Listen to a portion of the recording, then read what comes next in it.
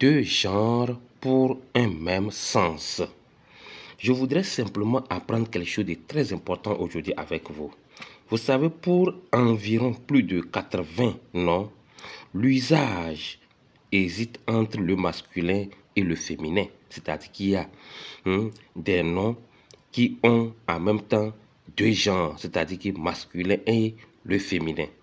Et voilà, j'ai recensé quelques exemples pour vous. Lorsque vous prenez, on dit après-guerre. On peut dire un après-guerre ou une après-guerre. De même, on peut dire un après-midi comme une après-midi. Avant-guerre, on peut dire une avant-guerre ou un avant-guerre. Interview, on peut dire une interview ou bien un interview. Palabre, on dit une palabre ou un palabre. Pamplemousse, une pamplemousse ou bien un pamplemousse. Parka, même chose.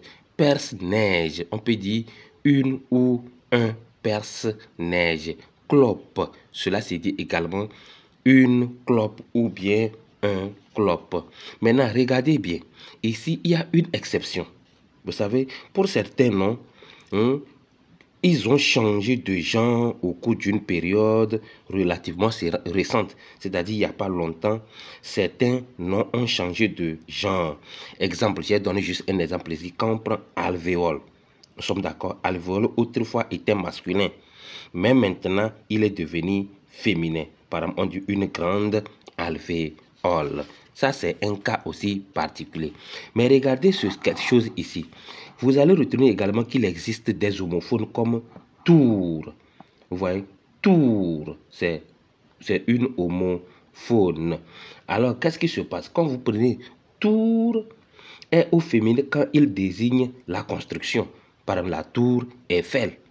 Vous suivez, là, c'est une construction.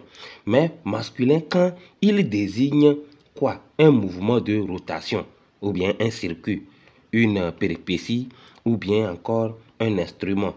Faire un tour, vous voyez, le tour du monde. Vous voyez, un tour de potier. Vous avez également, autre remarque, ou bien on doit faire attention également au vase. Il est au masculin quand il désigne un objet. On dit le vase est brisé. Mais le vase là est au féminin quand il désigne la boue, comme la vase est collante. Je vous dis merci, au revoir et à très bientôt.